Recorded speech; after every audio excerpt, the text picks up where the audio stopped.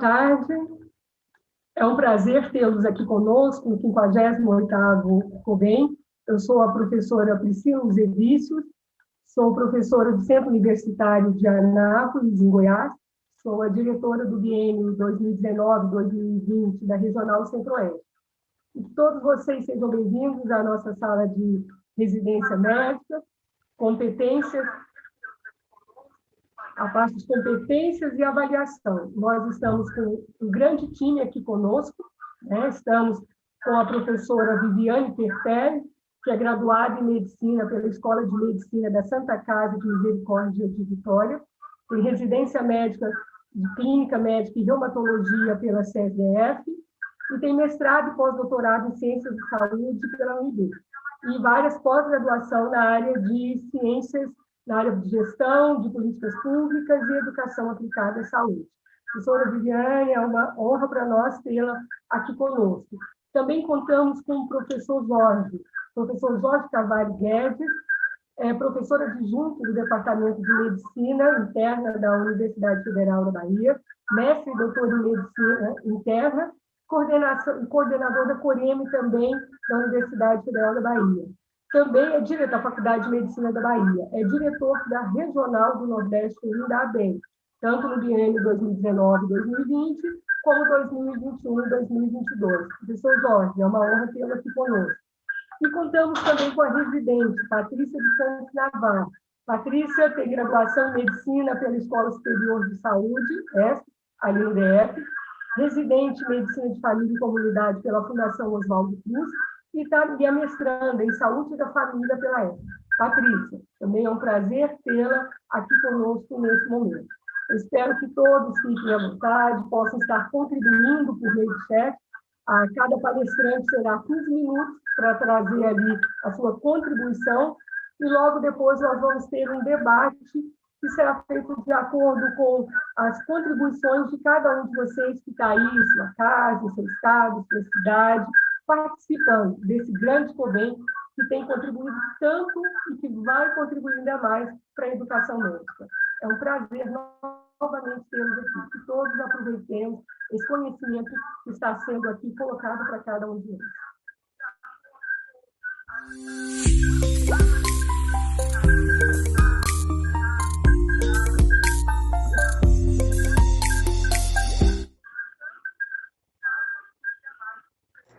Para um Amor na Rua, poema de Elisa Lucinda. Meu amor, vem pra casa que ouvi dizer que vai estourar a guerra. Nostradamus previu, Raimunda, nega Raimunda confirmou. Por favor, põe os pés na terra. Chão firme cama da gente, ouvi dizer que vai estourar a guerra. Você que é mundano convicto, você que erra, vai argumentar que não há perigo e escambou, que é apenas o bicho internacional.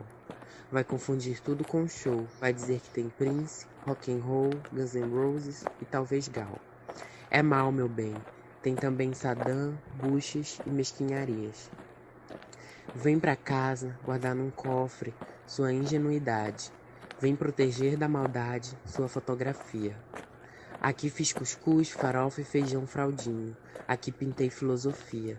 Comigo ninguém pode, espada de São Jorge, jasmim, arruda, carinho. Tudo antimício, tudo bruxaria anti-crueldade bélica. Lá fora, alguns meninos querem experimentar a potência de seus terríveis brinquedos. Não tenha medo, vem pra casa sem nem telefonar. Aqui tem ar, poesia, fé e tudo que a alegria da alma encerra. Vem, meu amor, ouvi dizer que vai estourar a guerra.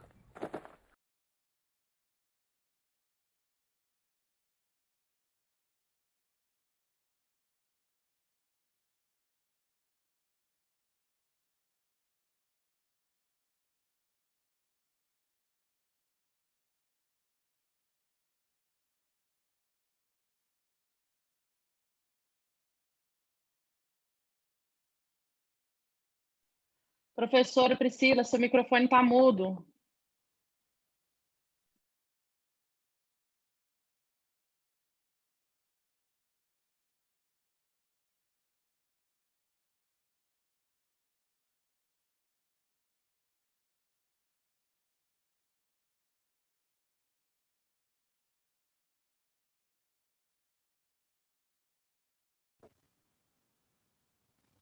Desculpa. Melhorou?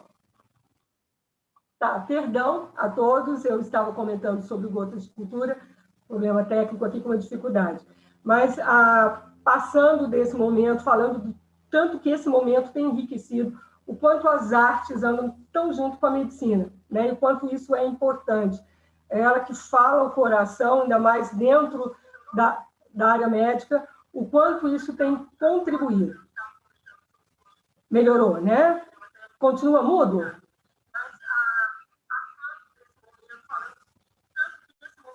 Muito bem. Nós vamos passar agora, vamos iniciar os nossos debates, e vamos passar agora a palavra para a professora Viviane, que vai estar abrindo aqui a nossa mesa, os nossos debates, vai estar abrindo ali com a sua contribuição tão grande ali que ela tem dentro da residência médica e o tempo inteiro ali na CNRM. Professora Viviane, fica à vontade. Muito boa tarde a todos. Obrigada, professora Priscila, pela coordenação tão acolhedora, né? A parabenizar os nossos participantes, a Priscila, né? Ex-aluna da ESCS, né, Priscila, no qual hoje eu sou docente, tenho muita honra, né, o professor Jorge. Parabenizar a BEM também por esse excelente encontro, essa oportunidade, né, que nos é disponibilizada para poder ampliar o debate em educação. Sem muitas delongas, eu já vou proceder à apresentação. Só uns minutos para a gente poder, né, se ajustar. Conseguem ver a apresentação? Tá. Então, pronto, acho que agora, só ajustar aqui, só um minutinho.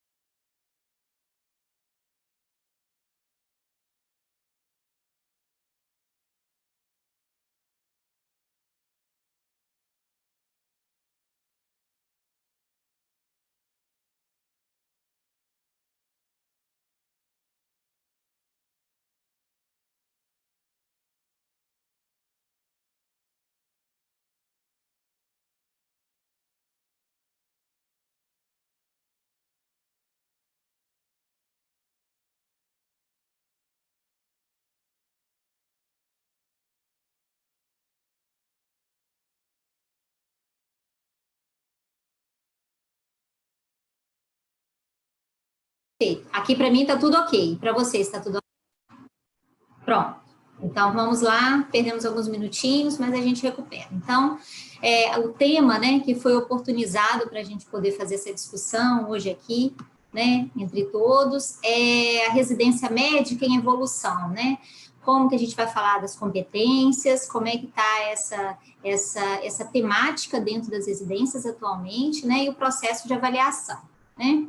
Na verdade, esse primeiro slide é uma homenagem à professora Denise Erdi, que gosta muito dos mapas mentais, não fui eu que construí, né? A referência dele se encontra aí na apresentação, mas eu chamo a atenção que, além da palavra avaliação, né, tem uma palavra muito importante, que é a palavra processos, e eu até reforçaria também a palavra construção, né? E quando a gente fala sobre competências, quando fala sobre avaliação ou residência médica, a gente tem que se reportar, em primeiro lugar, qual é o objetivo dessa formação, né?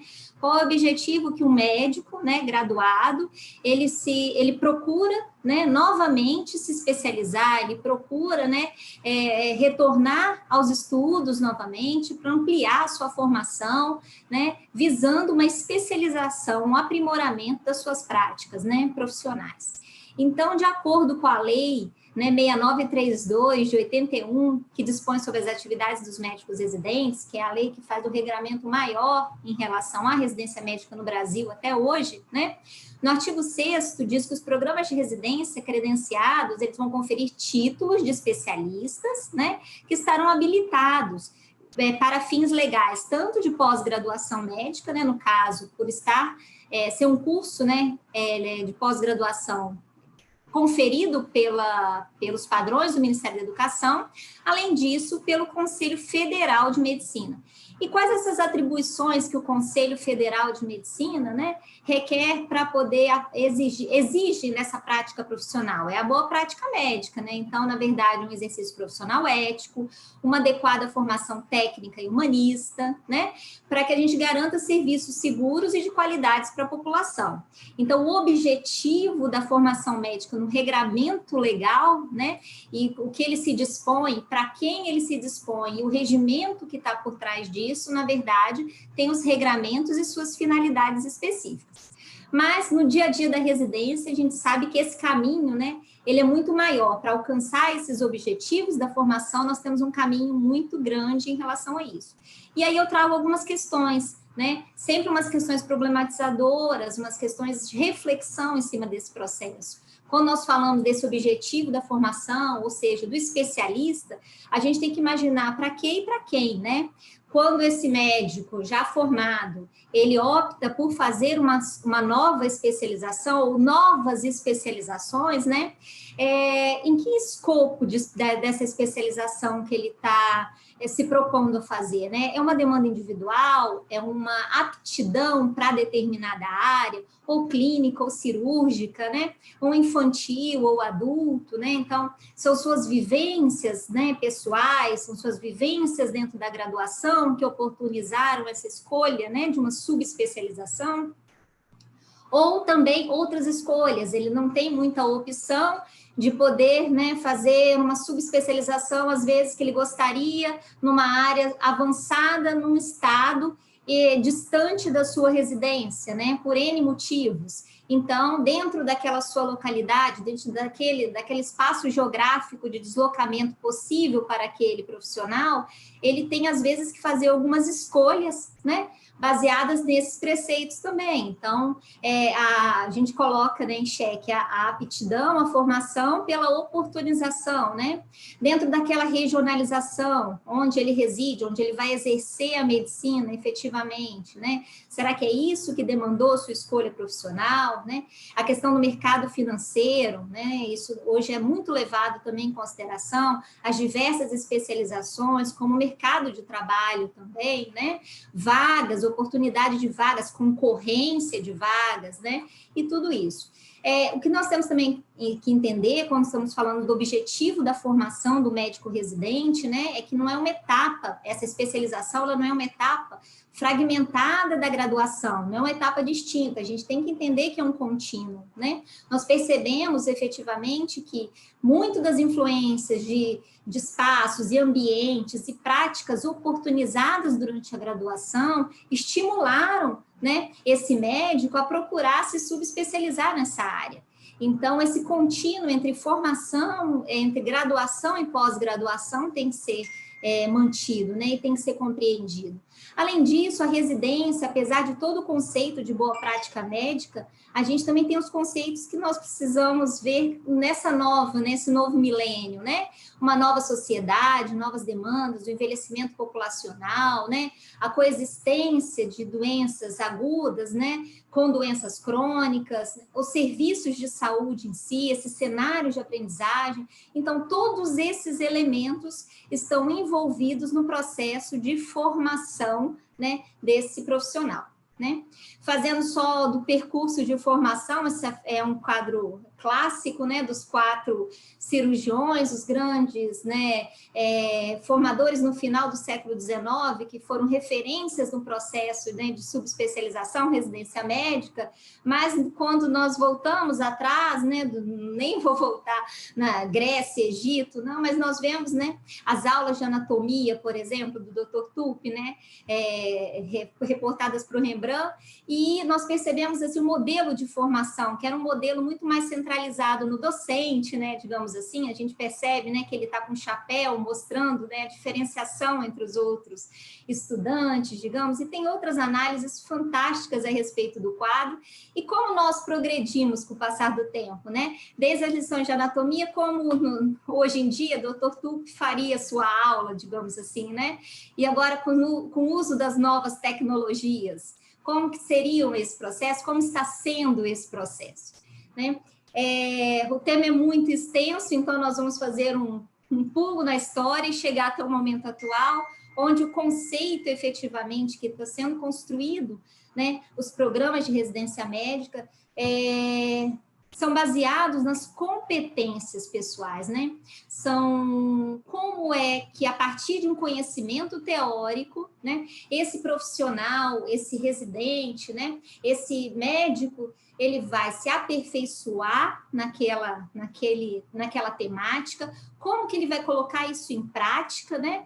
Ainda com competências sobre seu próprio agir dentro da medicina, com humanidade, né? Com altruísmo, com ética, como será esse desempenho? Então, o conjunto desses conhecimentos, habilidades e atitudes, né, nós denominamos de competência.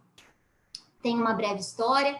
Na segunda-feira, a professora Isabel fez uma excelente apresentação, fazendo um resgate sobre competências, então eu não vou me ater em relação a isso, mas é um processo até os anos 2000, né, que vem sendo construído, né, os pressupostos pedagógicos, né, que são as competências, elas são lideradas, né, digamos assim, são guiadas por um verbo, de uma maneira bem simplista, né, a minha fala, mas é um verbo que guiaria essas ações a serem desenvolvidas, né? Elas têm o objetivo, digamos, de uniformizar os currículos, uniformizar as práticas profissionais em determinada especialidade, né, em um determinado assunto, de modo a garantir nesse aprendizado independente do cenário que o profissional, que o residente estivesse exercendo. Então, os serviços, né, em si, que se propõem a certificar, se propõem, né, formar novos especialistas, eles teriam que se reorganizar de modo a conseguir, através, né,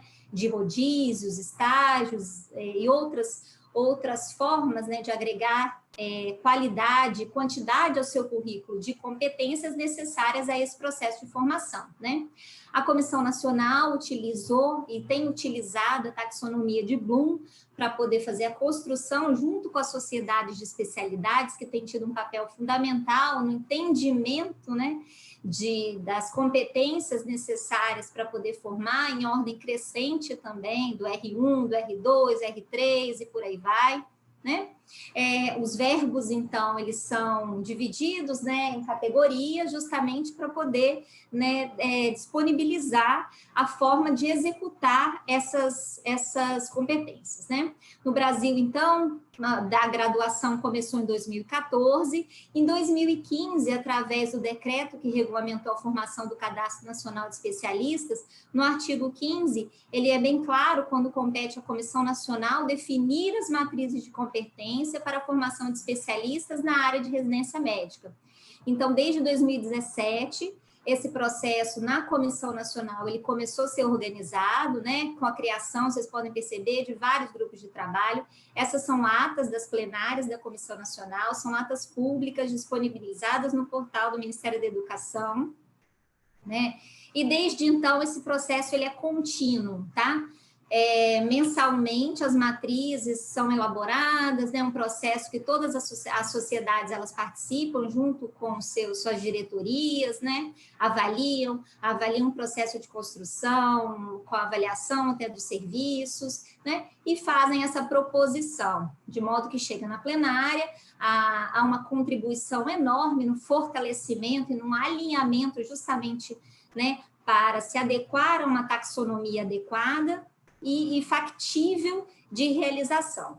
Então, só para demonstrar a todos que as 55 especialidades, né, faltam apenas 8 agora para terminar o processo de construção de competências, algumas foram publicadas, outras ainda não, né? Ainda tem um processo, depois de passar pela plenária, ainda vai para a assessoria jurídica do Ministério da Educação, entra dentro de um escopo de um regramento, porque ela vai virar uma resolução publicada em diário oficial, né? Então, tem todo um regramento também com base jurídica a ser cumprido e analisado. E essa etapa dentro da Comissão Nacional, né, que assim foi um processo de base de regramento legal, mas também na vanguarda do processo de construção, e agora que vai caminhando, né, para a finalização das especialidades, ainda temos 59 áreas de atuação para serem discutidas, né, e serem complementadas, mas precisa caminhar junto também a questão da avaliação das competências, né? Não adianta só apenas construir um belo projeto, né? Se esse projeto ele não está sendo, na prática, avaliado, né?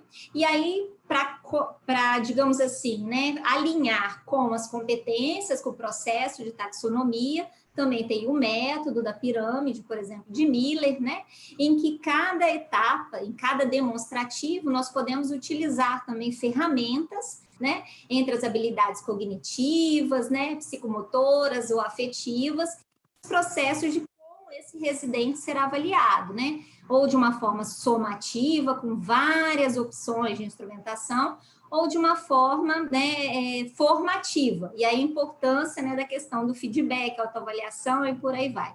Isso tudo contribui muito para o aperfeiçoamento do processo educativo, da avaliação individual daquele profissional, de como está aquele percurso, né? Mas isso retribui para a equipe, né? Quando a gente percebe que utilizando ferramentas adequadas, de acordo com as habilidades, né, em que se procura efetivamente mesurar se aquela qualificação está compatível ou não com aquele processo, a gente acaba aperfeiçoando todo o sistema.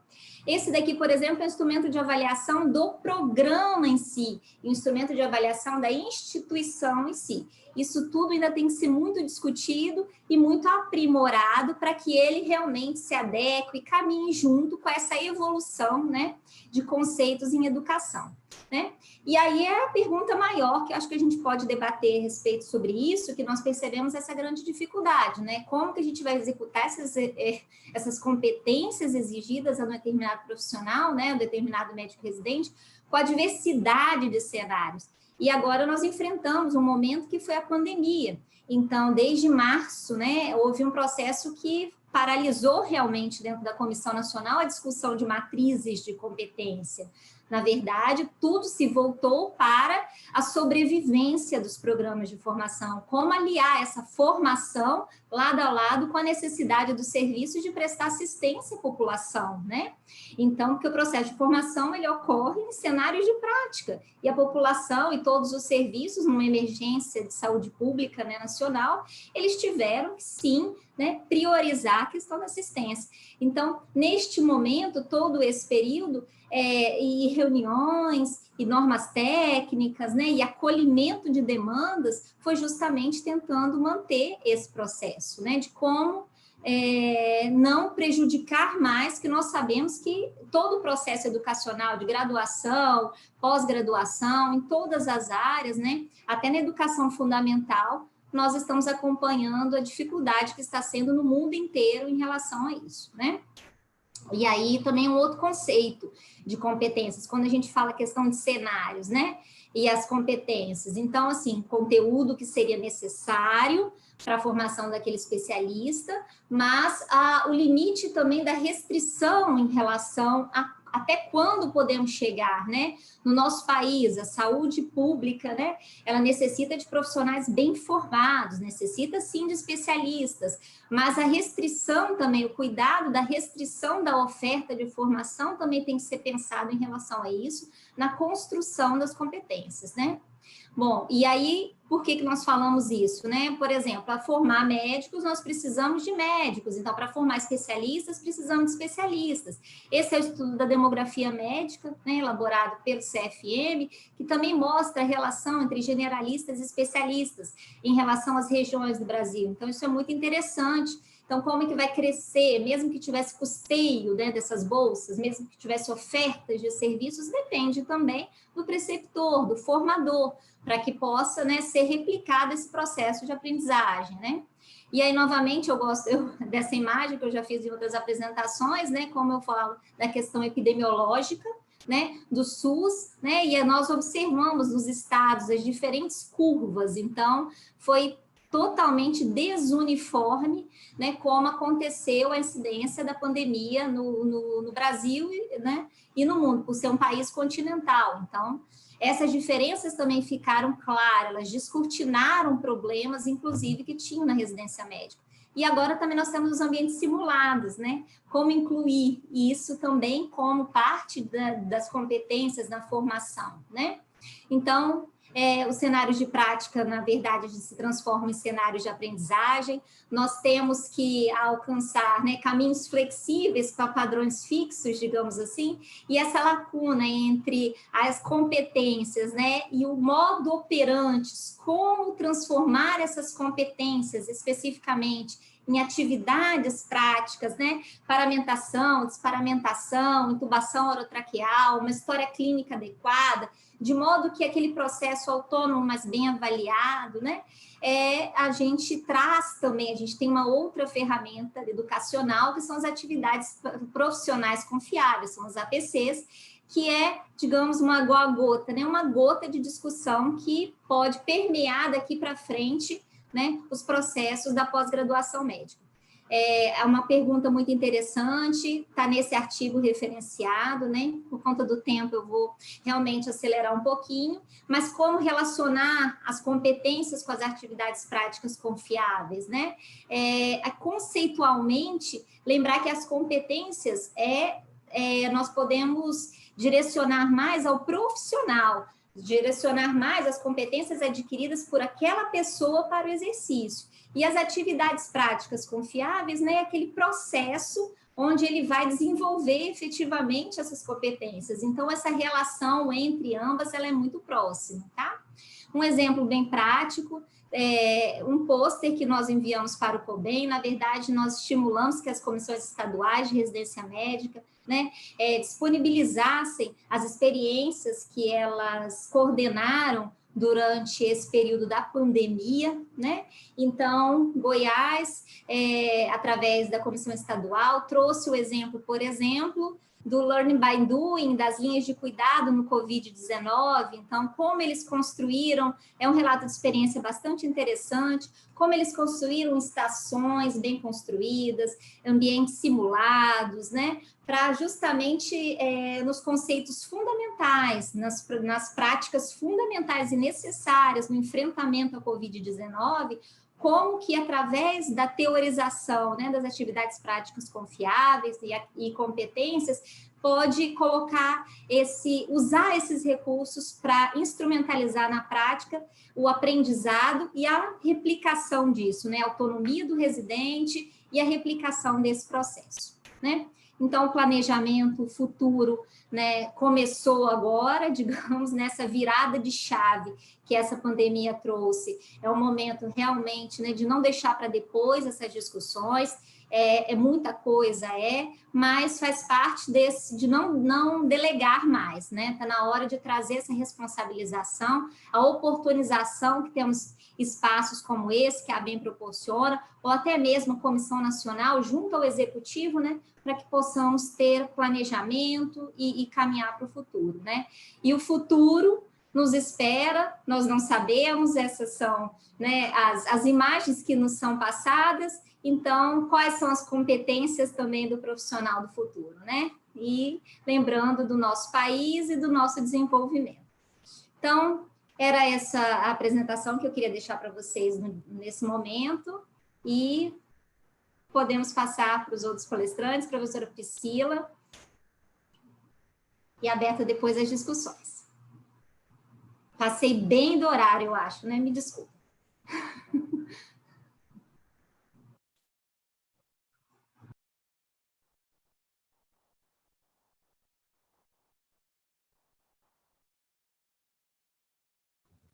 Muito obrigada por sua fala. Isso, obrigada. É sempre...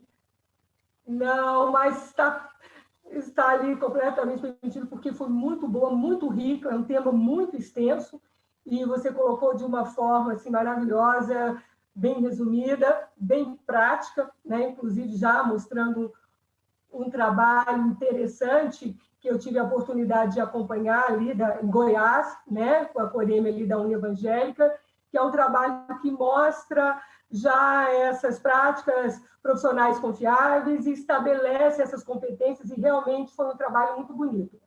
Nós vamos agora, sem mais delongas, passar para o professor Jorge, que vai poder abrilhantar mais ainda também com a sua experiência de longo tempo dentro da residência médica. Professor Jorge.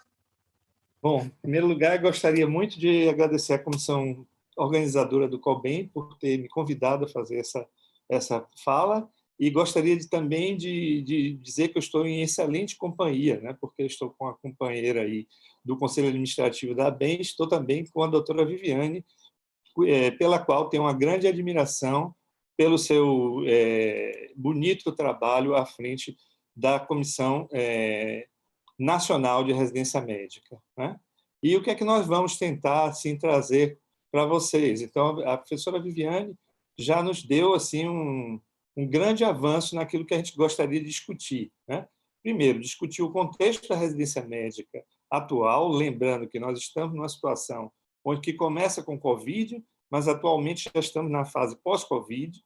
Discutir um pouco as competências, a professora Viviane já fez isso muito bem, então nós vamos somente pincelar algumas coisas e trabalhar um pouquinho mais os processos de avaliação na parte mais teórico-conceitual e discutir um pouco as ferramentas e os desafios que nós temos pela frente. Devo dizer a vocês que eu sou de uma época onde a residência médica, eu sou, na verdade, de uma geração de transição, onde a residência ela passa de um treinamento e serviço mais ou menos como um trainee, no qual nós não tínhamos um programa pedagógico previamente definido e refletido, para uma mudança de paradigma, onde a residência passa a ser um processo educacional, com um currículo claramente definido. E minha instituição, que é a Universidade Federal da Bahia, é a segunda residência mais antiga do país. Começou com a Universidade de São Paulo, e em 1955, com a abertura do Hospital Universitário, nós começamos a nossa residência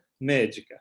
Eu não vou falar muito sobre os marcos legais, a professora Viviane já falou isso, inclusive atualizou a nossa apresentação. O que eu queria dizer é que nós temos, nos marcos legais, agora nós temos esse referencial já da matriz de competência, mas nós não temos assim claramente definidos como são os processos avaliativos dentro de cada Coreme e dentro de cada programa. Isso deixa a cargo da própria autonomia do programa. De uma forma geral, o que a gente sabe é que uma reprovação de um residente é uma coisa muito difícil e a gente não vê isso acontecer na prática. Na verdade, o residente ele é reprovado quando ele atinge essa situação de não cumprir a carga horária integral do programa. Dificilmente ele vai sofrer um processo decisório a partir de um processo de avaliação consequente, como a gente vai discutir um pouquinho adiante. Bom, nós vínhamos numa situação muito progressiva, consistente, para a qual o trabalho da própria professora Viviane contribuiu, que era o entendimento de que os programas de residência médica são programas pedagógicos, eles são programas educacionais, que eles têm um currículo e que, para isso, eles precisam ter preceptores qualificados. A ABEM sempre participou dessa iniciativa e eu trago aqui, né, o primeiro curso, que a gente chama de curso raiz da ABEM, que foi coordenado pelas professoras Denise Erdi e Lia Silveira, e que gerou todo um processo quase de bola de neve, esse contingente de educadores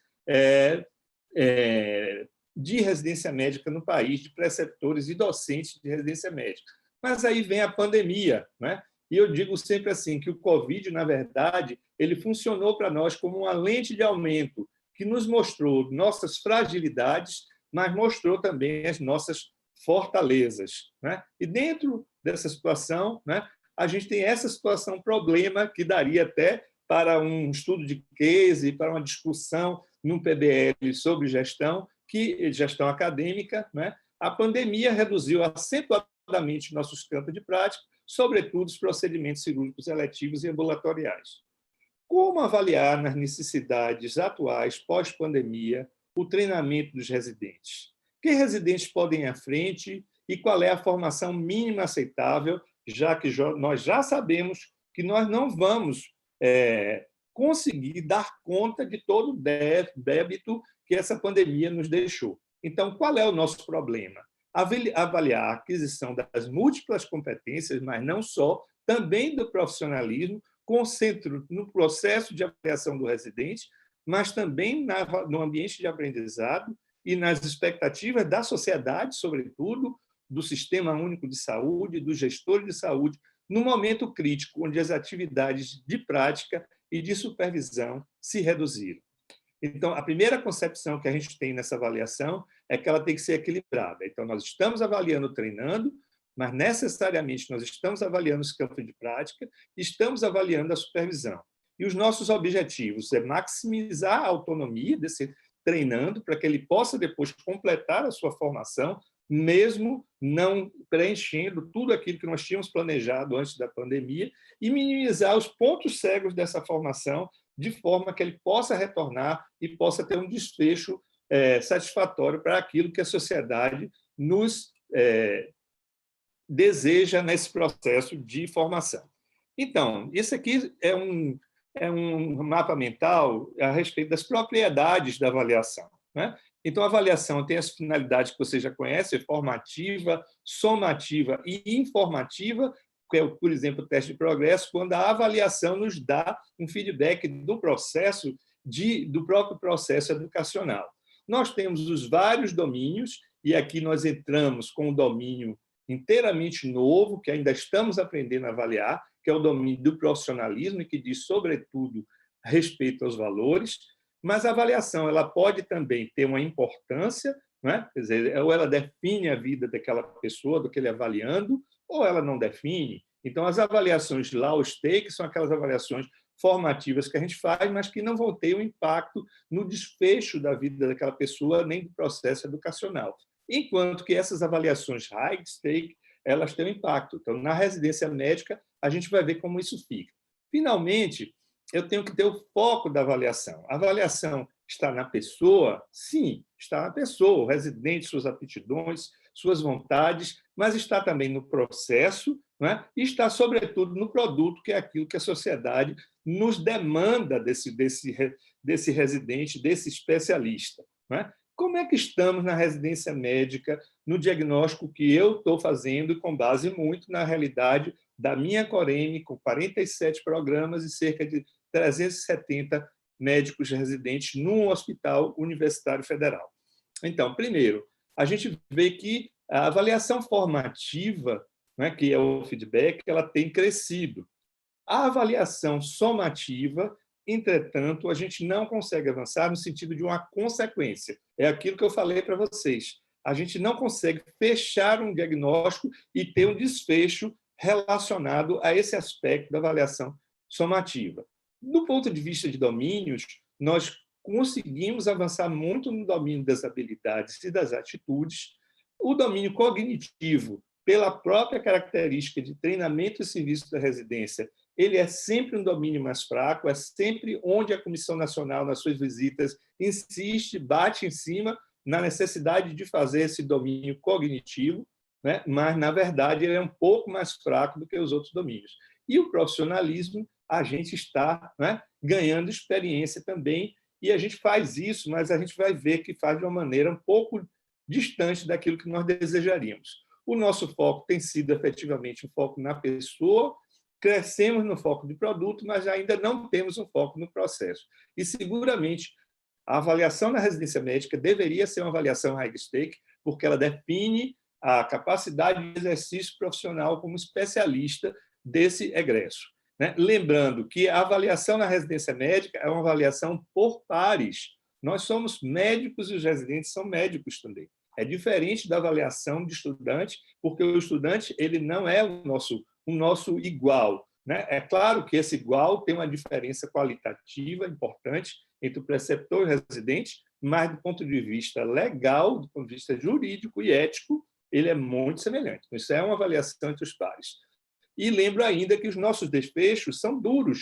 Nós não temos ainda uma possibilidade de remediação de desfecho. O que é que eu estou chamando de desfecho? É aquela consequência do nosso processo educacional. Quando eu avalio alguém que não está apto a concluir a residência médica, o que é que eu tenho para oferecer? Eu tenho a possibilidade de recuperar esse desfecho? Não. Então, hoje, eu tenho duas situações. Ou eu dou a ele o direito ao exercício da especialidade, ou eu corto esse direito. Então, isso, na verdade, é o que eu estou chamando de desfecho duro. Eu não vou entrar mais em detalhes sobre competência, porque todos os senhores devem conhecer, mas, basicamente, nós usamos o conceito de Perrenot, que seria a facilidade de mobilizar os recursos cognitivos para a solução de problemas.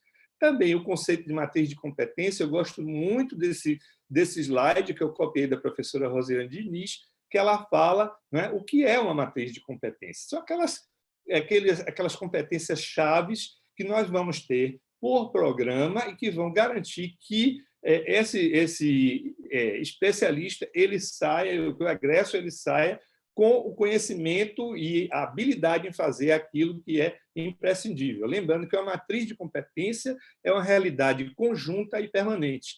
E aí nós pensamos o seguinte: essa matriz de competência que estão sendo elaboradas pelas sociedades de especialidade, qual o processo de elaboração? Eu devo dizer a vocês que eu faço parte, eu sou presidente da comissão de título de especialista da Federação Brasileira de Gastrologia, tenho um íntimo contato com a professora Maria da Penha Zago, que é da Comissão Nacional e que trabalhou na matriz de competências da gastrologia, mas eu digo que existe uma distância entre a matriz de competência que as sociedades de especialidade criaram e aquilo que a gente está fazendo nos programas. A gente precisa diminuir essa distância. E a outra característica dessa matriz de competência que precisa ser refletida, por exemplo, eu sei que a de endocrinologia ela foi construída num processo Delphi, científico, muito bem construída, com mais de 800 endocrinologistas do Brasil dando opinião a respeito do que era. As outras matrizes, pelo menos na minha sociedade, eu gostaria muito, com certeza a professora Penha também gostaria de revisar o que nós conceberíamos como competências mínimas para um gastroenterologista. Então, no planejamento dessa avaliação por competências, entra muito as EPAs. A professora Viviane traduziu como atividades profissionais confiáveis, né? A gente está usando a linguagem que a gente vai encontrar nos artigos, e a gente utiliza também os milestones, que seriam marcos de evolução. O que a gente deve saber no primeiro trimestre da residência, no segundo trimestre, o que é que aquele residente tem que saber. E a gente visa basicamente esses estágios, que seriam o statement de uma responsabilidade, a confiabilidade de que aquele residente atingiu aquela competência, ele pode ir adiante. Vou dar um exemplo claro de quem faz isso como sociedade especialista. As sociedades de anestesiologia, né, elas determinam quantas vezes o indivíduo tem que fazer uma intubação orotraqueal difícil para que ele possa ser considerado apto a fazer isso sozinho. E fazem isso com muita competência, com uma ferramenta digital belíssima. Bom, nós temos um primeiro grande desafio, que é transportar esse mapa de competências para o ambiente novo, no ambiente pós-Covid. Então, o que é que a gente pode manter do ambiente, dessa matriz de competências, no ambiente presencial e virtual, né? Então, é indispensável que a gente faça esse blueprint para a gente conseguir dar conta disso. As EPAs, como nós falamos, né, elas não se encerram na residência médica. A residência médica talvez seja a maior experiência pedagógica dirigida de aquisição de EPAs, mas elas continuam de forma permanente se a gente quiser um profissional confiável para a nossa sociedade, que a gente possa confiar, né? E eu gostaria de lembrar que isso aqui tem uma importância tremenda, porque a gente foca e faz processos avaliativos sem considerar aquilo que a gente chamaria as EPAs essenciais, as EPAs core, que entram história, exame físico, diagnóstico diferencial, plano diagnóstico. Então, estão aqui essas da clínica, né? E a gente utiliza ferramentas como o OSCE, no qual a gente tenta estabelecer estações de trabalho nas quais a gente avalia essas ferramentas. E aí a gente já entra numa questão, voltando aqui um pouquinho, numa questão relativa ao processo seletivo, né? Eu ouvi do professor Valdes, que é um especialista brasileiro em avaliação, de que, na verdade, esses OSCEs, como a gente utiliza hoje no processo seletivo de residência, eles não são adequados. A gente tem um OSCE de pediatria, um OSCE de clínica médica, um OSCE de saúde da família, na verdade, porque essas competências que deveriam estar sendo avaliadas são competências core. A aquisição de habilidades, a professora Viviane já falou da importância da simulação para atingir um nível de confiabilidade, para que esse residente possa fazer cada vez com um grau mínimo de supervisão, mas, além disso, nós temos um fenômeno de curva de aprendizado, não é? Então, não é só a supervisão e o treinamento inicial que é necessário uma consistência de execução dessas habilidades e um acompanhamento. E, para isso, a gente tem algumas ferramentas, entre elas o DOPS, a observação de habilidades diretamente observadas pelo supervisor, que hoje nós acrescentamos esse remoto aqui, né? Então, das ferramentas, eu acho que a maioria dos nossos ouvintes hoje aqui já tem alguma familiaridade com elas. Eu vou voltar no final ao Global Rating, né, porque ele é muito importante. O processo seletivo daria uma nova fala nossa aqui, né? Mas eu gostaria de lembrar que o processo seletivo ele é indutor de mudanças no ensino de graduação e na residência médica. E ele é um funil distorcido hoje, porque a gente tem vagas que não são preenchidas e vagas que têm uma pletora em alguns serviços. A ênfase do processo seletivo tem sido no cognitivo, mesmo quando a gente utiliza ferramentas voltadas para habilidades e atitudes, né?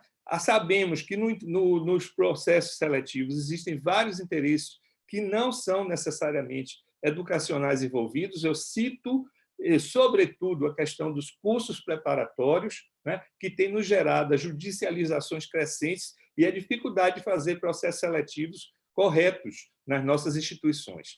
E aqui nós temos uma enorme discussão entre as especificidades versus as universalidades que a gente tem que buscar nesses processos seletivos e entre o poder das instituições e a sua autonomia. Então, são coisas para a gente discutir. Mas eu gostaria de ir um pouquinho além das competências e acrescentar naquela famosa pirâmide de Miller uma outra dimensão que vem ganhando grande destaque, que é a dimensão do ser, né? E essa dimensão ela tem a ver com a identidade profissional. E para essa identidade profissional, observe, a gente retorna atrás e volta a um julgamento qualitativo, mesmo utilizando ferramentas quantitativas, né? E nesse julgamento qualitativo, quais são os elementos principais? Não só as competências, mas também a integridade, a confiabilidade, até a humildade, né, são considerados como elementos capazes de julgar o profissionalismo, né?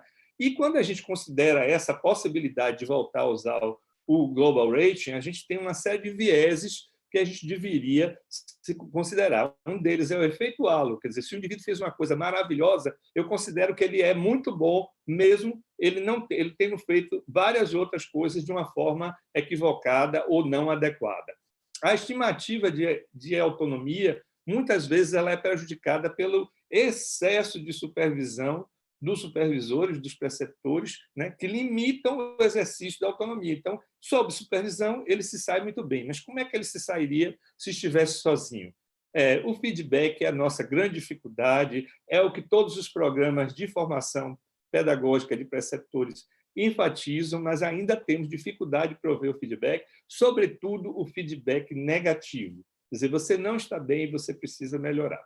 E disso resulta um paradoxo entre apreciação e julgamento. Então, não é incomum que a gente, num programa de residência, ouça os preceptores dizerem: fulano é muito ruim. Entretanto, o julgamento, quer dizer, o resultado final disso aí, não se traduz em nenhuma medida corretiva. E quando eu falo medida corretiva, eu falo medida de remediação, não só medida de punição naqueles 2 desfechos duros que a gente tem para a residência médica, né?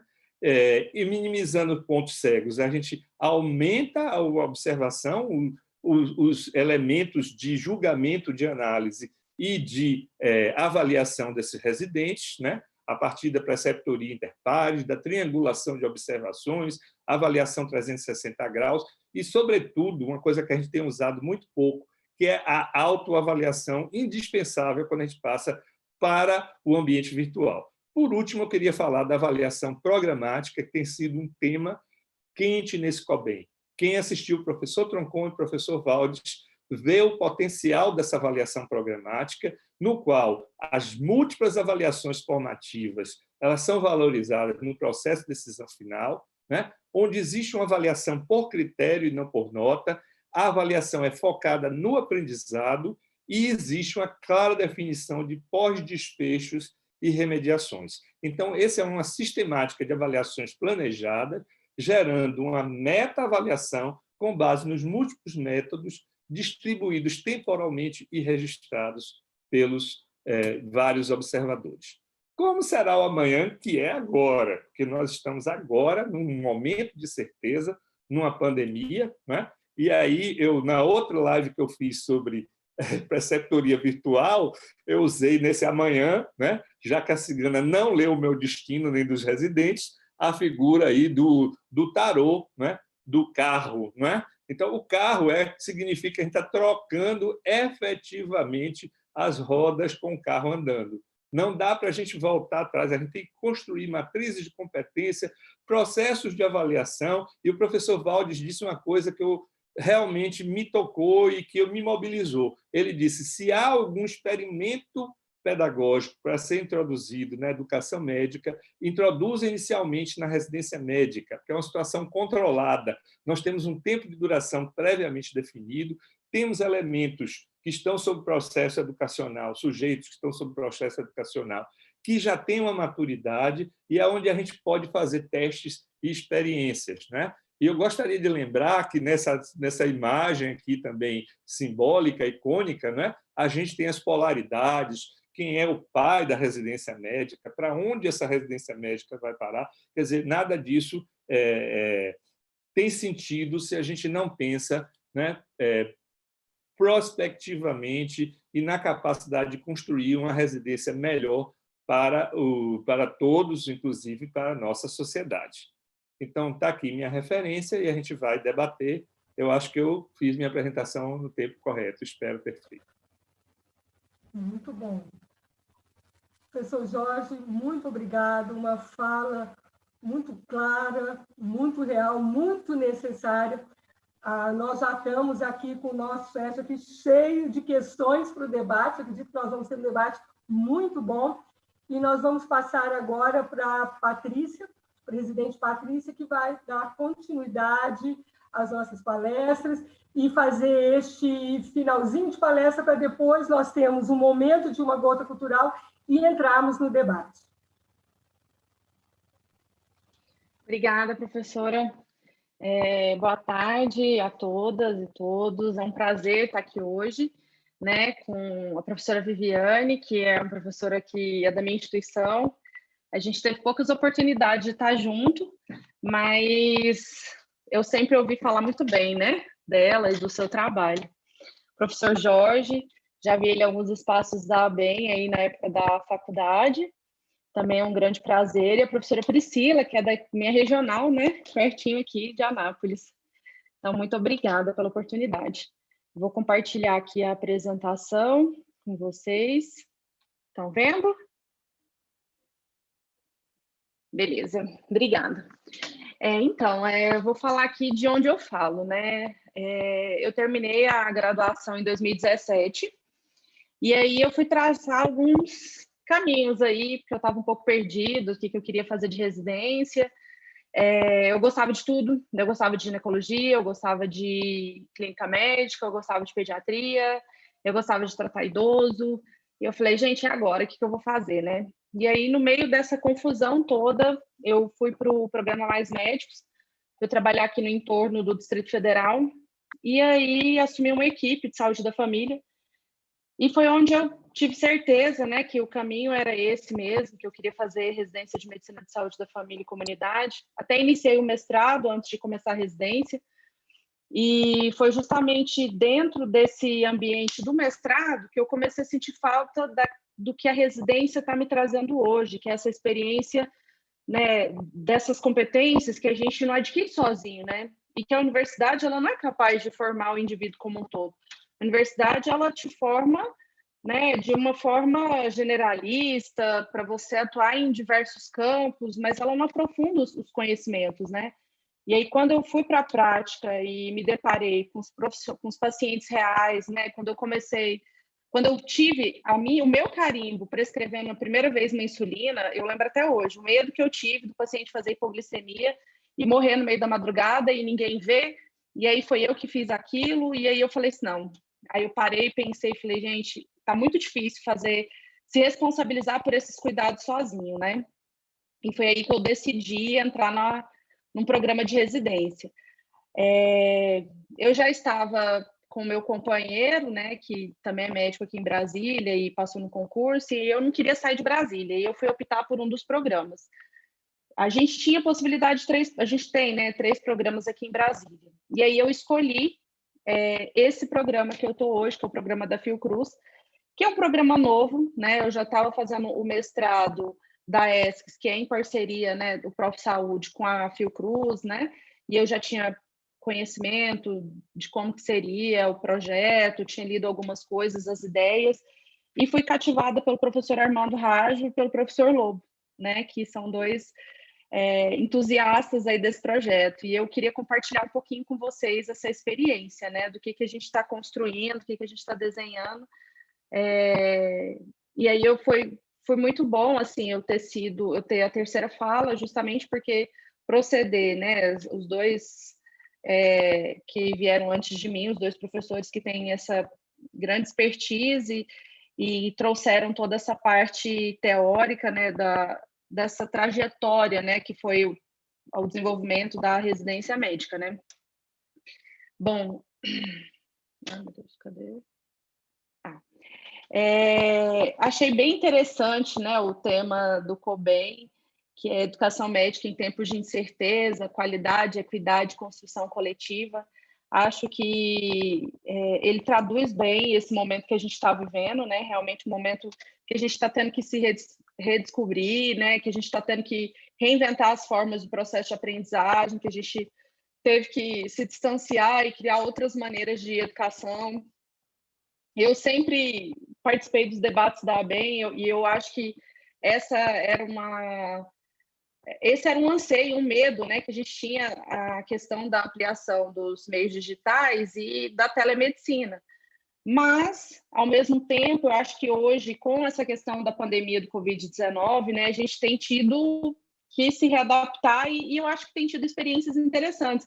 A própria estrutura desse congresso, né? Hoje eu estou aqui em Brasília, a professora está em Anápolis, né? O professor está no Nordeste, e a gente tem pessoas aí que estão no Rio Grande do Sul, enfim, que estão participando desse espaço aqui com a gente hoje. Então, toda essa possibilidade, ela vem para algumas coisas muito boas também, né? Para a gente reinventar outras formas de fazer educação, de estar adquirindo conhecimento, né? Mas também gera um pouco de distanciamento, né? Na residência, a gente começou... Nas primeiras semanas, a gente teve alguns encontros, e aí, de repente, a gente não pode mais reunir, a gente não pode mais ir para o Fiocruz, agora as aulas vão ser todas online. E aí, agora, no finalzinho, a gente já começou a falar, não, a gente vai se reunir, a gente vai usar máscara, a gente fica distante, somos só 6 residentes, dá para ficar numa sala e dá para a gente discutir, porque a gente precisa olhar um para o outro, a gente precisa compartilhar as nossas angústias, que às vezes, através da tela do computador, a gente não consegue, né? E aí eu queria começar, assim, pensar em relação aos desafios, né, dos programas de residência, né? Acho que talvez um dos grandes desafios seria justamente sanar uma lacuna que foi deixada pela universidade, né? Algumas coisas que a gente não conseguiu aperfeiçoar no conteúdo, né? Quando a gente entra na universidade, a gente está muito cru, a gente ainda não sabe o que a gente quer fazer, a gente não sabe nem se a gente quer ser médico de verdade, né? Muitas vezes a gente entra por um anseio dos pais, às vezes nem é a sua vocação mesmo, e aí nessa trajetória, quantos colegas, né, ficaram pelo caminho, e desistiram do curso, porque viram que não era aquilo que eles queriam. E aí, ao longo da universidade, a gente tem que estar ali se descobrindo se quer ser médico mesmo. E aí, no final daquilo tudo, né, que profissional que a gente vai ser. Então, acaba que a residência vem para fazer essa lapidação, né, para fazer esse moldamento e nos tornar um profissional melhor do que o que a gente saiu da universidade, né? Acho que é importante a questão da residência valorizar o SUS, né? E a gente garantir a saúde como um direito, afinal de contas, essa foi uma luta muito cara, né? Que foi feito pelos nossos antepassados aí, por professores que estão com a gente ainda e que estão sofrendo muito com essa desvalorização que a gente tem visto, especialmente agora com o crescente, né, de OS e programas que vêm para desvalorizar e destruir tudo aquilo que a gente arduamente lutou, né? Promover uma formação que possibilite uma prática reflexiva e contextualizada. Às vezes eu vejo os colegas em alguns programas de residência com uma prática que eu não sei onde que eles vão atuar, sabe? Assim, a gente precisa falar assim, vem cá, vamos ver aqui o que está sendo, né? O que isso aí é muito legal, mas assim, no plano teórico, né? Mas a gente não está refletindo e não está vendo o que a gente tem de maior prevalência, o que a gente vai poder de fato transformar, né, a vida das pessoas e fazer uma medicina centrada no paciente, no indivíduo, né? E uma medicina mais consciente, né? Superar essa formação meramente técnica e tradicional que a gente tem.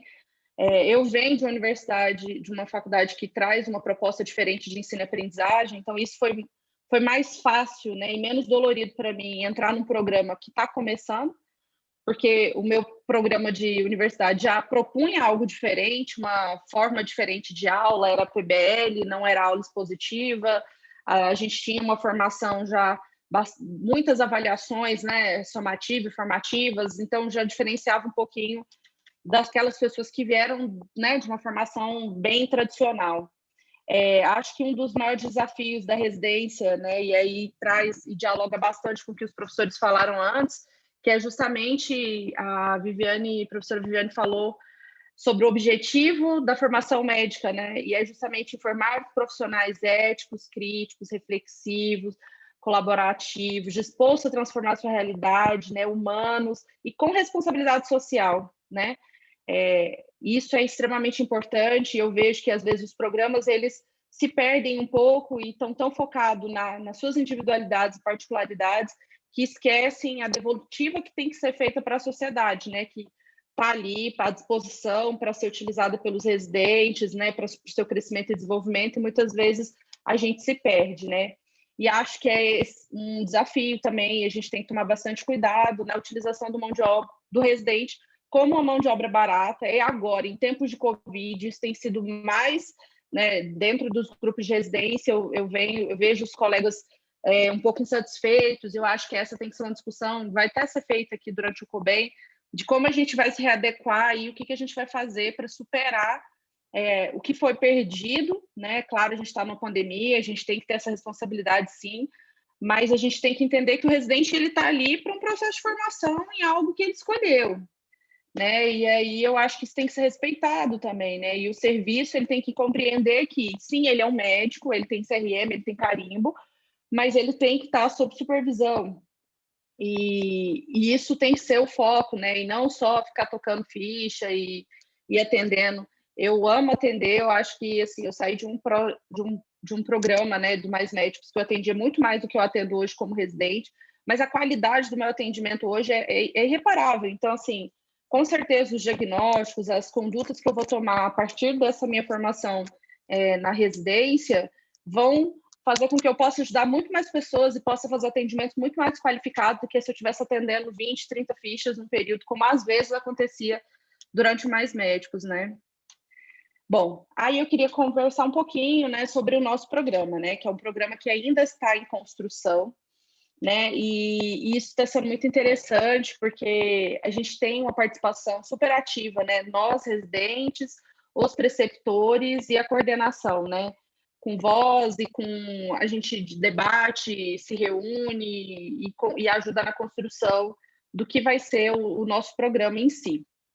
A ideia é iniciar a partir da elaboração de um plano de intervenção na comunidade, né, feito a partir de um diagnóstico institucional do território. Então, a gente está indo para o território junto com os agentes comunitários. Claro que com a pandemia tudo isso ficou um pouco mais difícil, né, fazer esse levantamento das necessidades daquele território, mas de acordo com as possibilidades, fazendo as normas de segurança e tudo mais, a gente tem tentado fazer esse levantamento justamente para saber o que aquele nosso território requer, o que ele precisa e como que a gente vai poder contribuir para o desenvolvimento daquele serviço. E aí, o que é mais sensacional nesse projeto, né, do nosso programa, é justamente o projeto de aprendizagem singular, né, que foi uma proposta feita pelo professor Lobo, pelo professor Armando, que é justamente partir, né, assim, inicialmente a gente entra na residência, foi realizada uma entrevista, né, cada residente respondeu uma série de perguntas, a fim de compreender melhor, né, cada singularidade de formação, cada lacuna que se espera sanar com a residência. Então, cada um, individualmente, teve uma formação diferente, né, alguns fizeram eletivos em determinadas áreas, né, tem mais facilidade com determinados assuntos, as pessoas são singulares, né, então cada um, mesmo, por exemplo, eu e a minha dupla, nós duas somos da ESCS, mas nós duas temos dificuldades e lacunas que são diferentes, então a gente vai ter que fazer um processo de aprendizado diferente. Então, claro que é importante, obrigada, é importante a gente pensar, né, em como que a gente precisa, né, das competências e de uma normativa que faça uma uniformização do processo de aprendizado, mas a gente tem que levar em consideração que cada indivíduo ele tem uma formação, ele tem uma história, né? Depois disso, né, depois dessa entrevista, a gente faz uma reunião com o preceptor, né, e com a coordenação para a gente elaborar esse projeto, né? E ele é construído e reconstruído ao longo dos 2 anos, né? É feito um cronograma e a gente vai, ao longo desses 2 anos, fazendo as intervenções e fazendo as novas reuniões. É claro que construir isso não é um processo fácil, né? Eu falei de uma forma romântica e idealizadora, porque eu sou um pouco desbravadora por ter vindo de uma universidade que propõe um projeto de ensino diferenciado, mas foi um processo dolorido, né? Alguns colegas não conseguiram se adequar, a gente já teve algumas baixas, seja por questão de não adequação ao programa, né, o que está sendo ofertado, ou as incertezas, né, que a primeira turma causa, mas também por questões financeiras, enfim, que a residência ainda é muito mal remunerada, né, dentro do que a gente desempenha de trabalho, enfim. Também uma mudança, né, do foco da avaliação. Vocês já trouxeram isso, né, os professores anteriores já falaram sobre, a professora Viviane até traz a imagem, né, que antes a avaliação focada no professor, né, no mestre, e agora a gente tem uma mudança de foco, né, para ir para dentro da vida e para o aprendizado do residente, sem aquela punição, né? Então, assim, a gente está pensando numa formação mesmo mais formativa, né? Que vai melhorar o seu desempenho, né? Fazendo feedbacks, a gente tem a proposta, né, de estar sempre com esses feedbacks que são necessários para a gente evitar aquele desfecho duro do final, né? Ou você está apto ou você não está apto. Então, essa graduação de avaliação, ela está sendo feita semanalmente, né? Justamente para que a gente tenha a possibilidade de ir melhorando. Talvez eu faça parte de um grupo de residência que tem um pouco mais de facilidade para fazer isso, porque a gente fica, né, 24 horas com o mesmo preceptor, que é o médico de família e comunidade que a gente acompanha, né? Talvez um residente de uma área cirúrgica, que um dia está com um cirurgião, outro dia está com outro dia está com outro, não tem tantas possibilidades de ter esse feedback contínuo que a gente tem, né? Então, cada residência tem as suas especificidades, sem dúvida. Como eu disse, essas competências, né, esperadas, elas devem associar a normativa definida pela especialidade, né, que é o currículo baseado em competências do da Sociedade Brasileira de Medicina de Família e Comunidade, e as necessidades das pessoas do território da atuação do residente. Cada território, cada residência vai ser de um jeito. Um residente que está fazendo clínica médica aqui em Brasília tem um foco totalmente diferente daquele que está fazendo clínica médica lá em Manaus e do que está fazendo no Rio Grande do Sul, mas a gente tem aquele norte, aquele eixo que ele tem que ser comum, né? E tem os conteúdos mínimos que cada um deve adquirir. E partindo também do princípio que cada residente possui bagagens, expectativas distintas, o plano de aprendizado ele tem que ser singularizado, né? Porque aqui a gente está falando de pessoas e indivíduos que têm particularidades diferenciadas, né? E aí eu destaquei 2 trechos, né, desse nosso programa que eu acho que define bem o que eu trouxe, né? Que o primeiro é que o aprender ele não é passivo. Não há apenas uma realidade, pois cada um percebe um fato, uma situação, de acordo com a sua disponibilidade de perceber, e a transforma de acordo com seu repertório de conhecimentos prévios e sua motivação para aprender uma matéria ou uma condição determinada. E o outro trecho que eu acho sensacional também desse documento é: se o objetivo é que todos os profissionais atinjam determinadas competências indicadas pela necessidade social de uma melhor qualidade e resolutividade no atendimento à saúde dos cidadãos, a abordagem deverá ser a de aprendizagem ativa e autoinstrução, buscando obter o conhecimento desejado e discutindo o problema que quer enfrentar com seu preceptor.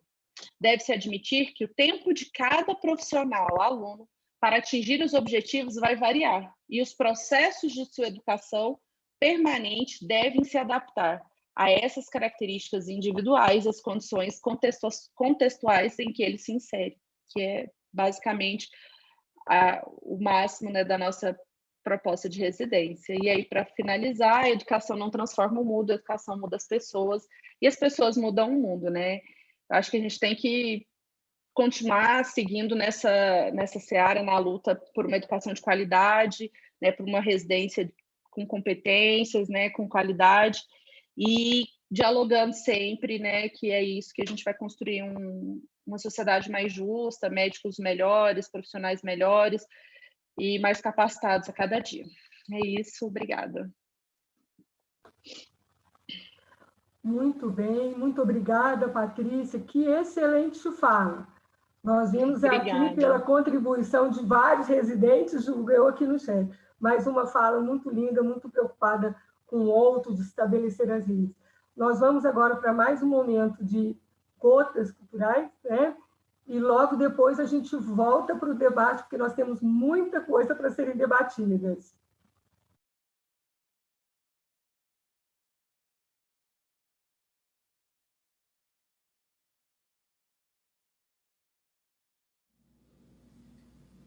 Febre, hemoptise, dispneia e suores noturnos. A vida inteira que podia ter sido e que não foi. Tosse, tosse, tosse. Mandou chamar o médico. Diga 33, 33, 33, 33. Respire. O senhor tem uma escavação no pulmão esquerdo e o pulmão direito infiltrado. Então, doutor, não é possível tentar o pneumotórax? Não. A única coisa a fazer é tocar um tango argentino.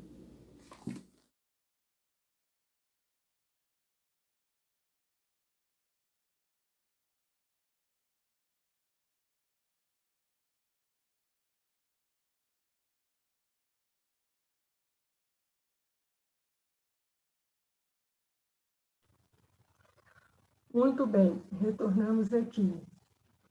Depois dessa inspiração tão grande, né? E eu queria trazer aqui rapidinho, antes da gente chegar aqui nas perguntas, o que foi colocado por, imagino eu, Júlia, acredito que uma residente, que tem muito a ver aqui com isso que a gente acabou de ouvir, né? Que é muito mais do residente do que se tocar a ficha, né? O residente, ele quer atender o paciente, ele quer atender muito o paciente, porque ele sabe que na relação paciente é onde ele está aprendendo, mas ele precisa deixar de ter a insegurança de que aquele trabalho dele realmente está se solidificando no aprendizado. Então, ele precisa ser avaliado, ele precisa ter um feedback, ele precisa discutir, ele precisa ter um debrief. E eu acho que vem bem em cima disso que nós estamos conversando. E a professora Denise colocou algo muito interessante também, que é nesse momento difícil, de incerteza, é exatamente o momento propício para a gente mudar. É o momento para a gente pensar a construção dessas competências, dessas práticas profissionais confiáveis.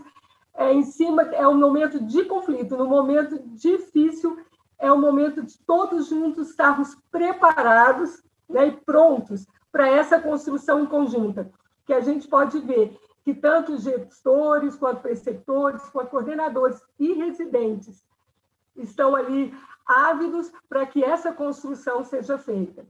Mais uma vez, muito obrigada a todos. Eu coloquei algumas perguntas, nós temos algumas que são endereçadas para um ou outro palestrante, e nós vamos começar com a pergunta do Paulo Roberto Alves. Essa está endereçada para a professora Viviane. Ele cita, Viviane, ele pede que você possa citar algumas experiências nacionais do uso de atividades remotas para o desenvolvimento de habilidades de estudantes. Se existe alguma coisa nesse sentido, o que você tem esse conhecimento, se pode ser passado aqui para o grupo.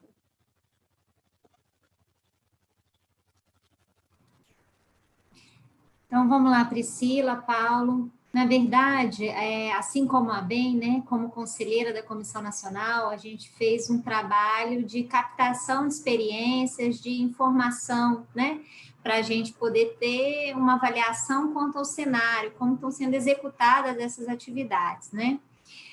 A questão do uso de tecnologias de informação, ela vem para começar, além da questão da parte teórica dos programas de residência médica, né? Em sua maioria, eu posso citar vários estados, ou vários programas, ou várias instituições que adotaram esse modelo. Quando aconteceu o decreto da pandemia e houve uma reorganização curricular obrigatória, né? De modo, como eu já falei, de prestação de assistência junto com formação, a priorização da assistência, então, ela ficou, né, no maior enfoque, mas para que não perdesse, né, a base da teoria, que sustenta o processo todo, né, como é que você vai para a prática se não está instrumentalizado para aquilo. Então, houve essa substituição para o uso das tecnologias de informação, né, em vários cenários para as aulas teóricas. Então, elas foram substituídas, né, de modo presencial, que eram realizadas no grupo, ou na beira de leito, né, durante a visita, nos diversos cenários de aprendizado, elas foram utilizadas, em sua grande maioria, para aulas, né, no formato igual nós estamos fazendo aqui nesse momento, né? Um segundo ponto, que aí não faz parte do escopo da pergunta da residência, mas, por exemplo, as visitas também, né, de avaliação dos programas, né, denúncias continuaram acontecendo, chegando na Comissão Nacional, né, e precisavam ser verificadas, como isso acontecia, então, as oitivas, né, o processo, né, e uma Serem que se destaca muito em relação a isso é a Serem São Paulo, né, eles já estão, mesmo antes da pandemia, eles já estavam na vanguarda desse processo do uso das tecnologias de comunicação. Então, também esse processo de aprendizado mútuo, de um colaborando no intuito de informar como realizar, né, as primeiras, por exemplo, plenárias informais, né, que foram acontecendo entre as comissões estaduais, também foram com o uso, né, dessas plataformas digitais, né, fornecidas por um ou por outro que tinham mais experiência ao assunto. Então, assim, não foi, ainda está sendo um processo, né, de construção, muitos já retomaram as atividades presenciais, teóricas também, mas outros, né, continuam mantendo esse formato. Né, em relação à teoria, o uso de tecnologias para esse formato didático, né, foi mais a questão da substituição das aulas teóricas para o formato mesmo, né, assim como nós estamos fazendo aqui. Se é que eu entendi a pergunta, né?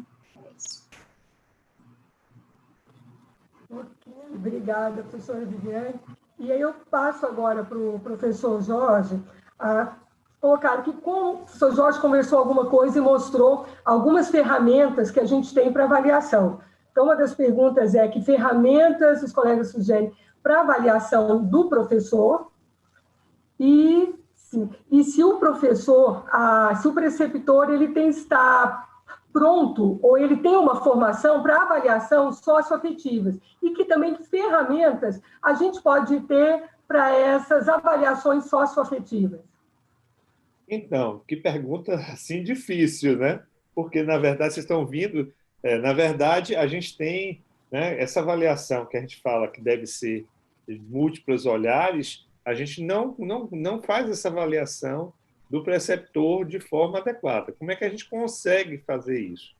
A estrutura das residências médicas, por ser uma estrutura colegiada, né, decisões, em geral, individuais dos professores, elas são submetidas, sobretudo se são decisões com consequências mais graves, elas são submetidas ao colegiado e, nesse momento, a gente tem a chance de aprimorar. Mas a gente ainda tem muito que caminhar em termos de formação docente.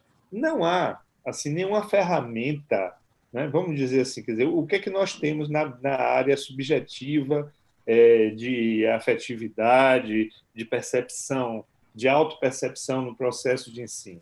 A principal ferramenta é o portfólio, né?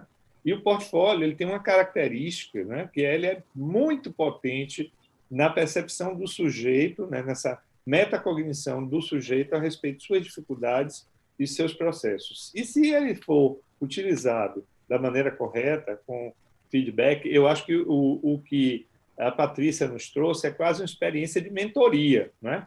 Se a gente tiver um sistema de preceptores efetivamente preparados para fazer uma mentoria, observar esse portfólio e dar um resultado, ele vai identificar as situações psicoafetivas desses residentes, que cabe-se dizer que a gente está num momento assim, muito crítico, né? A gente tem uma situação, né, onde a gente teve que intervir mesmo, criar mecanismos de suporte, porque lidar com a morte, lidar com a incerteza, com os riscos durante a pandemia foi uma situação muito difícil, medo também, né? Então a gente criou vários artefatos, digamos assim, várias estratégias, né? Várias estratégias para lidar com isso. Mas respondendo mais objetivamente, eu acho que o portfólio é essa ferramenta que abre mais para o subjetivo. Na avaliação programática, existe a ideia de um e-portfólio, onde os vários momentos de interação com os elementos de avaliação sejam registrados e contem no resultado final, na avaliação somativa. Então, eu aposto muito, já tive a oportunidade de usar portfólio no internato, foi muito, muito bom, muito, muito bom para a gente detectar e perceber essas dificuldades na esfera subjetiva. Eu, com relação à parte assim, da migração para o ambiente virtual, que foi um tema de uma live que a gente fez aí naquele grupo patrocinado pela AFE, a BEM e Faimer Brasil, né? O que é que a gente vê hoje? Está se construindo muito aceleradamente. São as plataformas de telesaúde, né? Então, nós temos já um programa de telesaúde na Universidade Federal da Bahia, que a gente atende às demandas dos residentes de saúde da família e dos profissionais de saúde da família, através de interconsulta, e isso gera também teleconsultas trianguladas, né? Onde eu tenho um profissional especialista e o residente do lado de cá, tenho a mediação digital e tenho o profissional da atenção básica com o residente do lado de lá e o paciente.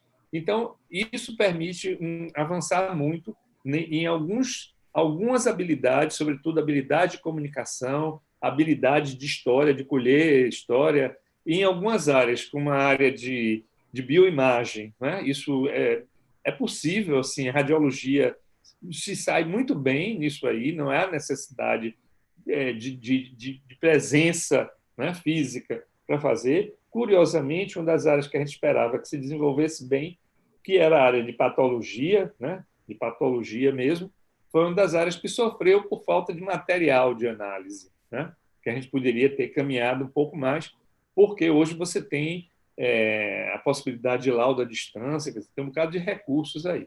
Então, eu acho que essa migração para o ambiente virtual, para algumas coisas, ela é possível, ela vai solucionar problemas, sobretudo ambulatorial, de deslocamento de pacientes. No estado da Bahia, as distâncias chegam a 700 quilômetros de deslocamento apenas para fazer uma monitoração de uma doença crônica. Então, isso não faz sentido e o residente pode e deve participar desses avanços relacionados à telesaúde. Eu acho que é um dever nosso a gente incluir os residentes nisso aí, nas teleinterconsultas, nas teleconsultas também.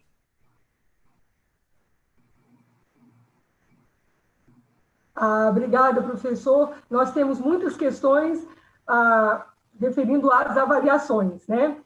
E nós temos uma pergunta, eu vou deixar em aberto para quem puder responder, onde diz se as avaliações das provas de títulos da AMB podem ser parâmetros para os programas de residência médica.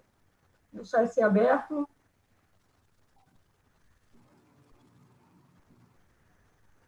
Eu gostaria de responder, Vivi.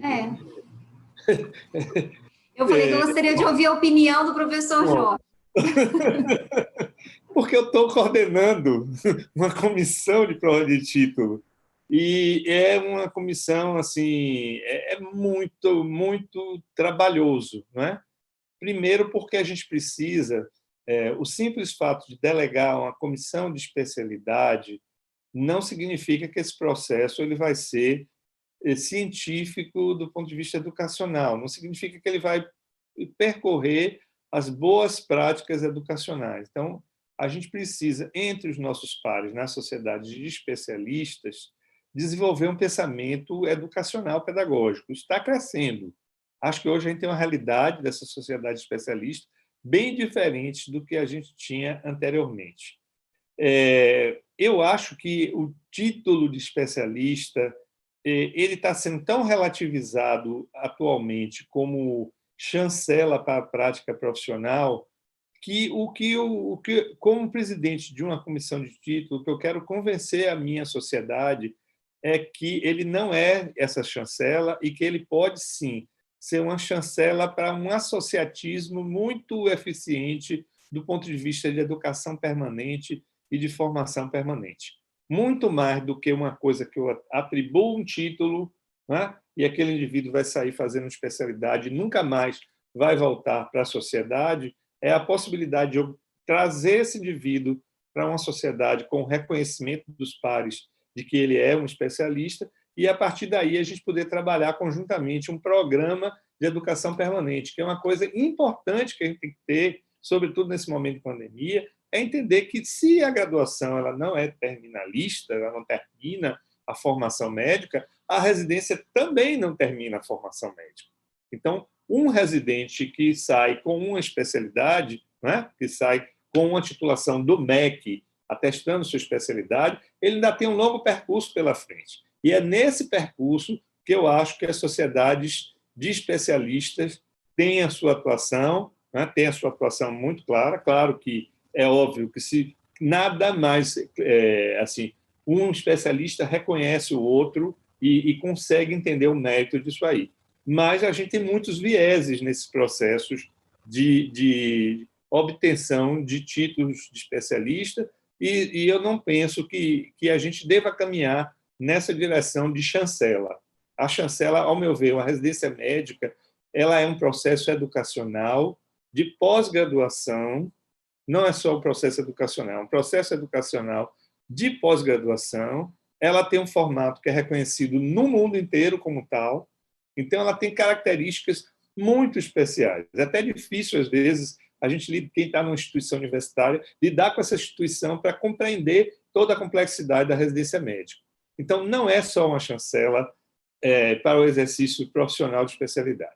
Acho que o mercado pode até dar conta disso ou não, mas o que nos interessa não é estar discutindo as regras de mercado, e sim a formação de profissional capaz de dar as respostas que a sociedade precisa, né, com competência, com ética e com todas essas características que a gente falou aqui de confiabilidade. Não sei se eu consegui responder a demanda de quem estava perguntando, mas, basicamente, a ideia é essa, né? Muito bem. Obrigada, professor. Nós estamos ainda com um monte de questões e o nosso tempo, acho que já se esvaiu, né? Tentei ver se nós teríamos um pouquinho mais de tempo, mas nós não temos como, porque nós temos restantes da programação. Mas o professor respondeu ali, eu acredito que respondeu bem. Nós temos algumas questões a mais, eu vou só pontuar, tá?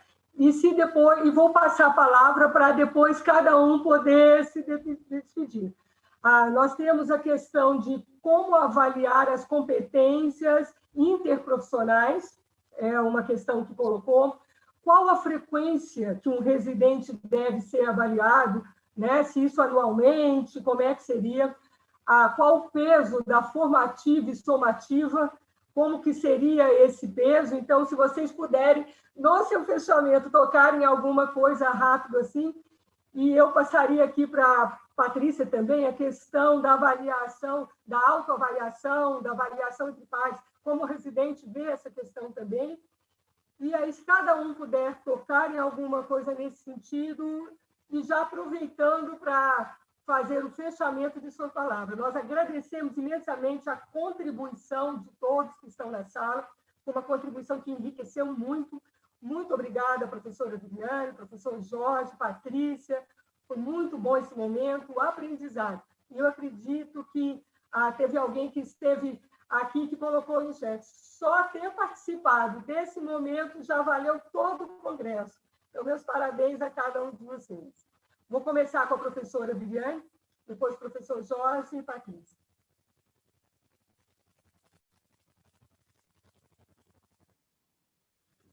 Obrigada. Então, sendo bem no resumo mesmo por conta do tempo, né? Então, falando, quando a gente fala de comissão nacional, é só para fazer um entendimento geral do que é isso, né? Que é esse grupo de conselheiros formado pelas entidades e pelo próprio executivo, que está dentro do executivo, né, do Ministério da Educação, ajudando a construir isso, né, compartilhado com todas as comissões estaduais. Só que, efetivamente, né, as decisões que são tomadas, elas não vêm, né, prontas, elas são construídas a partir de discussões como essas aqui, como a BEM, como discussões da sociedade, né, como atualizações da literatura, e isso é trazido, né, pelos componentes e levado para que o processo ele aconteça. Só a questão do tempo, né? Agora, a comissão, como faz parte de um regramento e tem toda essa preocupação, né, jurídica, inclusive, né, também por conta de seu curso de pós-graduação, então tem um regramento específico, a resolução 2 de 2006, ela regulamenta a questão do período de avaliação, né, quanto tempo, intervalos de avaliação e outras características mais, né? Ela também precisa ser discutida, né? Aliás, como várias outras matrizes também, e esses espaços, né, que são disponibilizados, eles são excelentes para a gente poder levantar essa questão e aprimorar todo esse arcabouço legal que rege essa formação, que é a residência médica, né? Muito obrigada, então, agradeço os participantes e parabéns, Priscila, Jorge, parabéns, Priscila, especialmente pelo, né, você ter compartilhado o caminho que você trilhou após a residência médica, após a graduação, a escolha da residência foi muito interessante. E o professor Jorge sempre aprendendo muito mesmo, né, compartilhando, então, essas experiências. Muito obrigada. Priscila também, e parabéns pela experiência da Serem em Goiás, na Univangélica, né, que a gente trouxe, que foi realmente uma experiência de destaque. Bom, o que eu gostaria de dizer é o seguinte: a residência médica, como eu falei, ela é um programa de pós-graduação reconhecido internacionalmente de uma forma muito especial. Ela não é uma pós-graduação lato sensu comum, né? E uma das características mais fortes da residência médica no país é a decisão colegiada, a estrutura colegiada a partir das coremes, das serens, e da Comissão Nacional dão a nossa força, é onde a gente tem força. Não é? Eu acho que a Comissão Nacional de Residência Médica ela tem sido desprestigiada há muito tempo, não é de agora. A residência, como esse processo tão potente de formação de profissionais qualificados, também tem sido muito desvalorizada. Então, eu diria assim que a gente precisa, enquanto ABEM, enquanto educadores brasileiros, enquanto profissionais, valorizar esse sistema que foi construído por várias gerações, não é um sistema que foi encontrado agora, ele é um sistema de construção lenta, não é? Ele precisa ser mantido, fortalecido, e a sua estrutura colegiada é o que mais me anima da possibilidade de busca de soluções. Em termos de avaliação, eu acho que a crise gera oportunidade, né? E retomando a palavra do professor Valdez, eu insistiria assim de que a gente fizesse uma forte diretiva, né, na indução mesmo de uma política de avaliação que fosse programática para os programas de residência médica.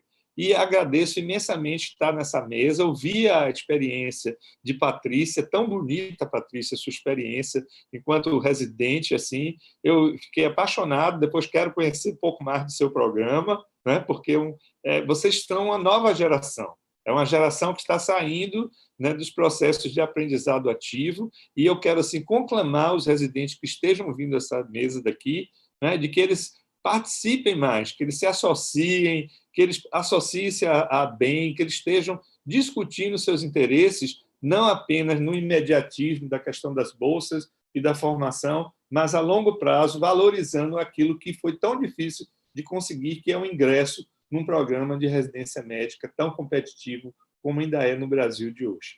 Então, agradeço a vocês todos, agradeço a Priscila pela moderação, com as dificuldades que são inerentes ao processo virtual, né? A gente cai, fala, cai, de repente as coisas acontecem, mas eu acho que a mesa está chegando a termo em bom tempo e com qualidade.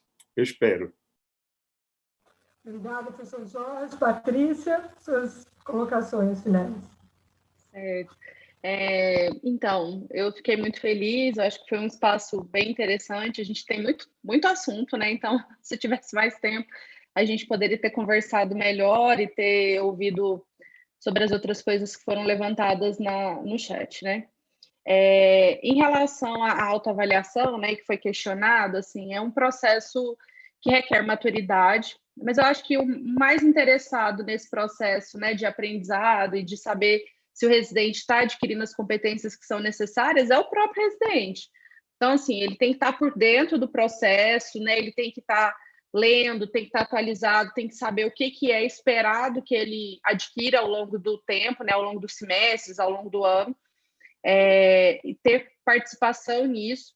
E acho que é interessante e está aberto a também feedbacks negativos, que eu acho que é o mais difícil, né, dentro da avaliação. A gente faz avaliação entre a gente, residente, dupla de residente, né, e a gente faz as avaliações entre os preceptores. E aí a gente precisa estar preparado, porque se a gente estivesse perfeito, a gente não estaria fazendo residência, a gente já seria um profissional especialista, né? Então, assim, esse trajeto ele é doído também e requer muita responsabilidade de cada um, né? Quanto mais a gente se dedicar e a gente se envolver com esse processo da formação, das regulamentações, né, ler as normativas, se você colocar no Google competências das residências, você vai achar as competências esperadas de todos os programas que a Comissão Nacional de Residência Médica fez, então é fácil de ter acesso. E eu acho que se a gente sabe, né, as regras do jogo, a gente joga melhor, né? Fico feliz, assim, de sempre estar participando de algum espaço da ABEM, né? Eu acho que concordo com os professores, é esse processo que vai fazer a gente mudar a nossa formação e vai nos fazer crescer como indivíduos. Estou à disposição para compartilhar essa experiência que eu trouxe, né, que a gente está construindo aí na Fiocruz. A gente pode trocar e-mails depois, professor, eu passo o nosso programa para compartilhar suas experiências e saber sua opinião também, vai ser muito bom. Foi muito bom rever, professora Viviane, e muito obrigada, professora Priscila, aí, pela moderação. Obrigada a todos pela participação e todas. Abraços. Muito bem, então nós nos despedimos aqui da mesa, agradecemos mais uma vez a todos os palestrantes, agradeço a cada um que contribuiu aqui no SESC, cada participante, e que tenhamos todos um excelente congresso. Com certeza vamos nos encontrar em outras salas. Um abraço a todos.